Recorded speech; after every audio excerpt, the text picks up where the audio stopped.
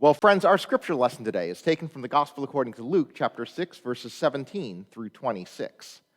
He came down with them and stood on a level place with a great crowd of his disciples and a great multitude of people from all Judea, Jerusalem, and the coast of Tyre and Sidon. They had come to hear him and to be healed of their diseases, and those who were troubled with unclean spirits were cured.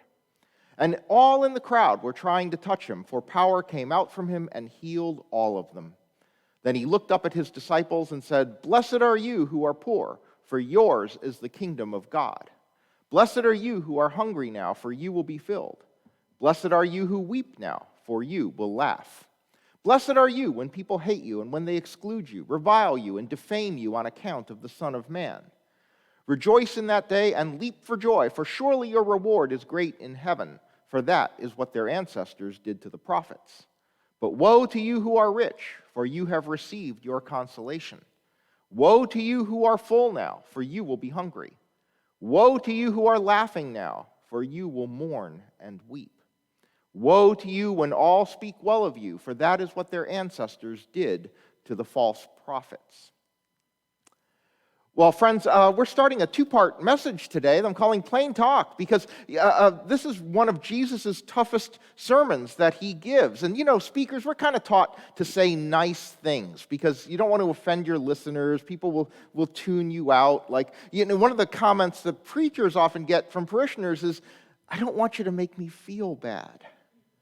Okay, and so you're kind of mindful of that because, you really can't get through to somebody who's stopped listening, all right? So you learn to kind of be kind in what you say, to kind of watch the wording that you use. But Jesus didn't really get this memo, okay? And so often Jesus did not sugarcoat the message that he brought to the people. And in this sermon, which is called the Sermon on the Plain, because it says he came down with them and stood on a level place, the corresponding sermon, which is much better known, is in Matthew, and it's called the Sermon on the Mount. And one thing is that the Sermon on the Mount is nicer than the Sermon on the Plain, and so this is kind of why people would much rather hear the Sermon on the Mount than the Sermon on the Plain. All right? And so that's just the way it is. Now, this begins with a pretty nice statement. Jesus is being followed by the crowds who are coming to him for healing, because people are in a tough place. People have problems and they need solutions. And it says that Jesus healed all of them. So everyone who came to Jesus for healing received the healing. And it's very important for us to remember that this is the prelude to what he has to say. Everyone who was in a bad place, everyone who needed the healing, got the healing, okay? So we start from there. And then as he begins to teach, it says he looked up at his disciples. Now, the crowd can hear him, but he had just called the 12 disciples. So in Luke, he had just called all of the 12. He's got them together, and it says he looked up at them. So while he's preaching, he's looking at them. And this, by the way, just so you know, has a really interesting effect on people, okay? In fact, it's one of the things that you kind of learn as a preacher, that if you're going to talk about, about sin, don't look at people, because they think you're talking about them. It's kind of like if I stare at a person and go, there are some people in this congregation who just are not stepping up for God. Okay? You don't want to be on the receiving end of that stare, all right, while that message is being delivered, okay? And so I didn't even look at the camera for that. I looked over here where no one is, all right? Because people think you are talking about them. But in fact, here it's telling you that Jesus is delivering a message to his disciples that he wants them to hear. He needs to teach them what's coming. They need to understand this very basic thing that Jesus is saying. And so Jesus delivers these important words that begin on this very nice theme, these things that we want to hear. Blessed are you who are hungry now, for you will be filled. Blessed are you who weep now, for you will laugh. And if you are in this place of privation, if you are in this place of sadness, these are words you want. You want these words of hope. You need these words of hope. And it's not surprising that Jesus delivers these words of hope, because Jesus is all about bringing healing to people. And then comes the twist. But woe to you who are rich, for you have received your consolation. I've been asked this question, am I rich? And my answer is usually, if you have to ask. If you have to ask, if you're thinking, am I? Because if you're not, you kind of know it. Like no poor person is sitting there, wondering, am I rich? Okay? But if you're in that position, you're going, I'm not sure, am I rich? I mean, I'm not Jeff Bezos, not Bill Gates. But am I rich? Yeah, you are. He says, you've received your consolation. And then it gets tougher. But woe to you who are full now, for you will be hungry. Right? That's something to remember tonight after your third trip through the nachos and the wings during your Super Bowl party, okay? Woe to you who are full now, for you will be hungry. Woe to you who are laughing now, for you will mourn and weep.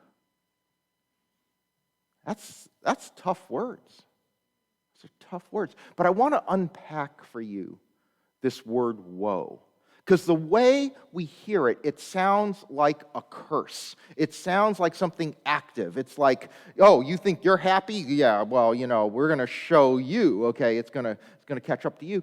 And actually, that word woe in the Greek is a word that has a slightly different twist to it in terms of the way we say it in English. It's this word ue, which is an interjection. It's not a verb. It's just an interjection.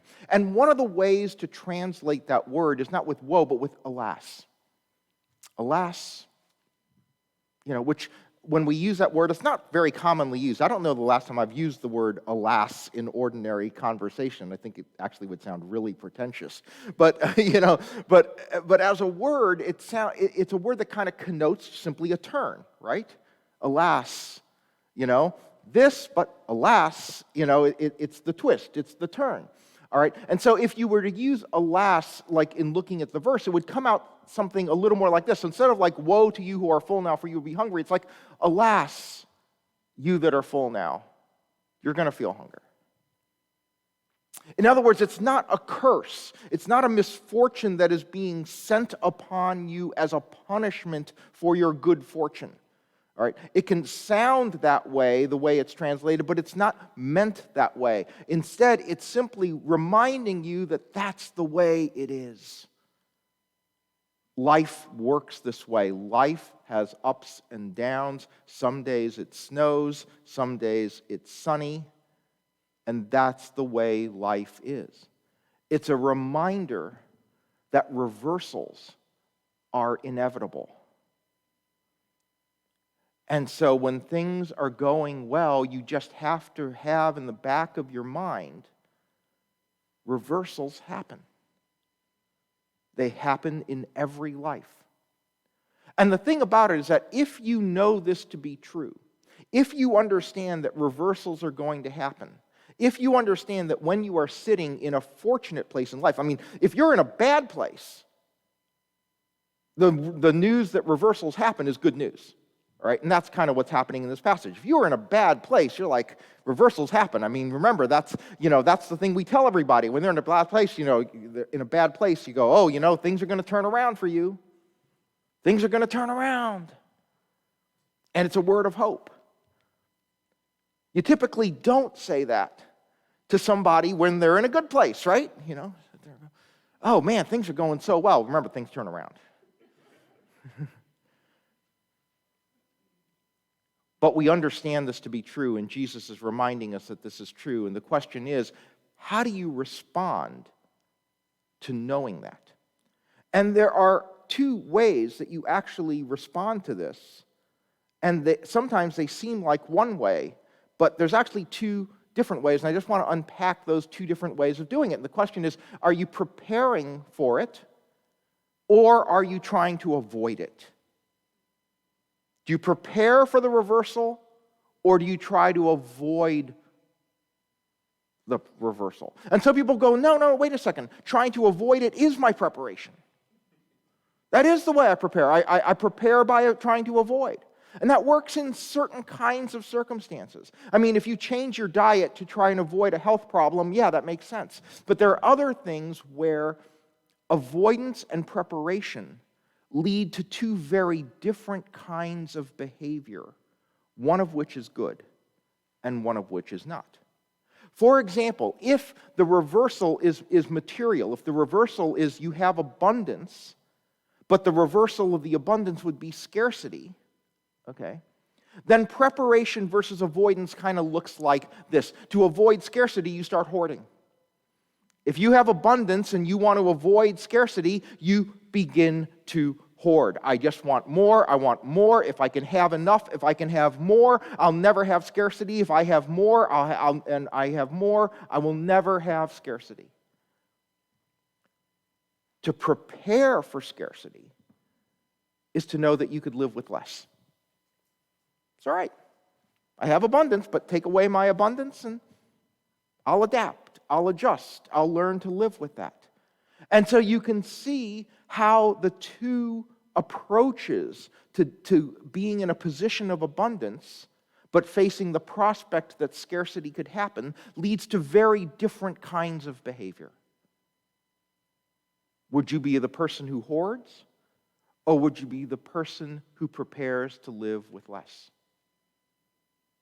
See, the problem that happens in the world is that when you are in a personal place of abundance, when you are in a personal place where things are good for you, then what you have is a very strong interest in preserving the status quo.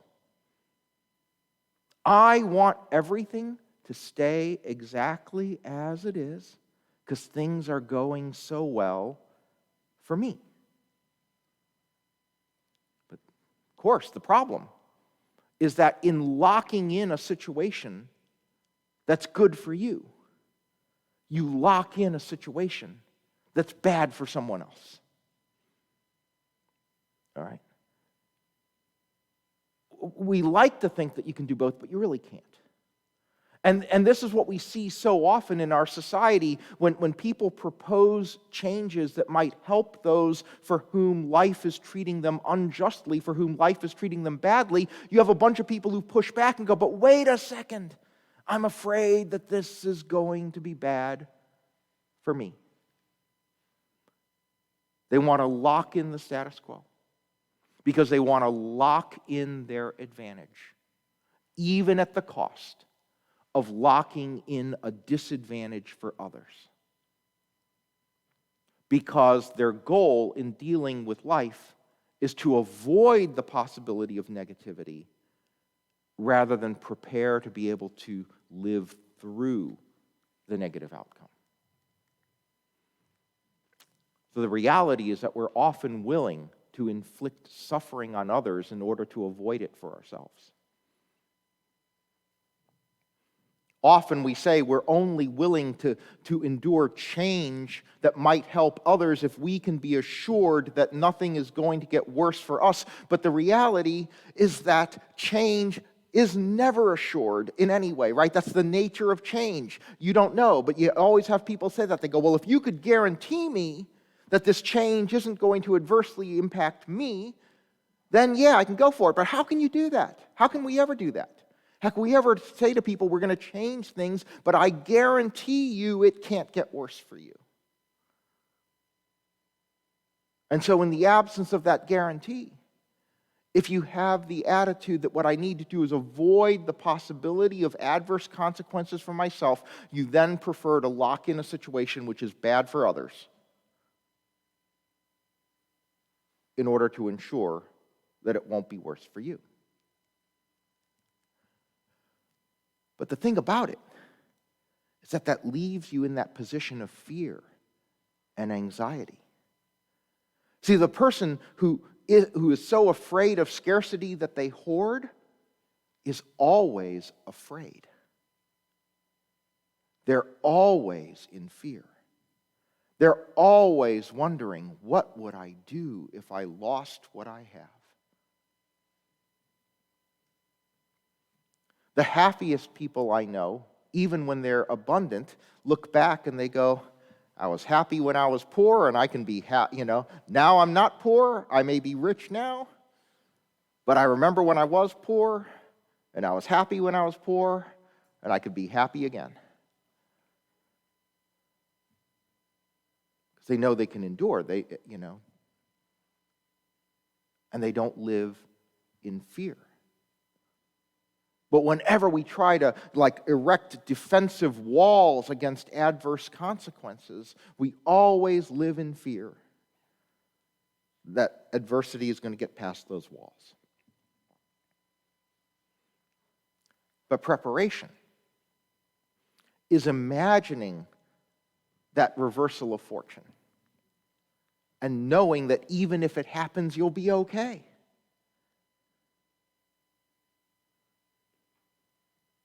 It's considering the situation or the possibility of reversal, imagining yourself within it, and saying, I'll be all right. May not like it, but I'll be all right. We remember at that point that even when we are on the other situation, okay, even if you are full and Jesus warns, woe to you who are full now. Remember, but Jesus said, didn't Jesus say something about blessed are those who hunger?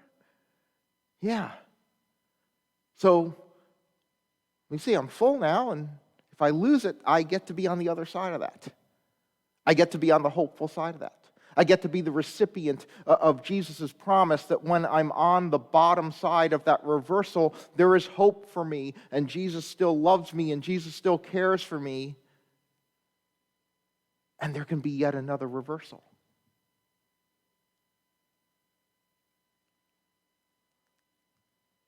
Preparation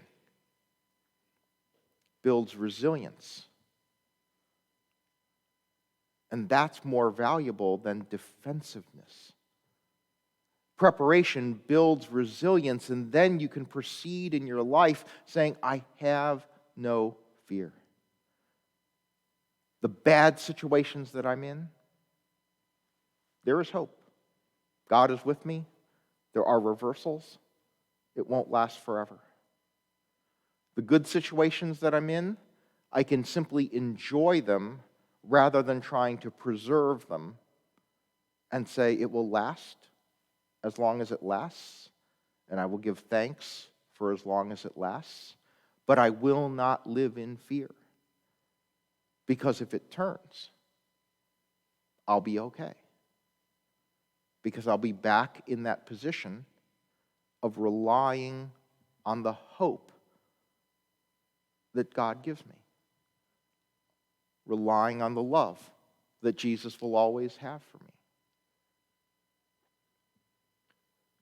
So whatever situation you're in, whatever situation you may fear could come, don't focus on avoiding it. Focus on knowing that you'll be okay through it. Because Jesus promised this. Blessed are those who are finding themselves on the underside of life. Blessed are you when you're mourning. Blessed are you when you're hungry.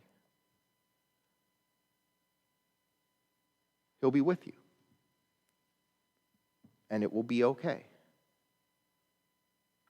So even if the reversals happen from the time you're doing well, the reversals again will happen from the times things aren't going as well. And either way, have no fear, because God is with you, and you can make it through. Amen.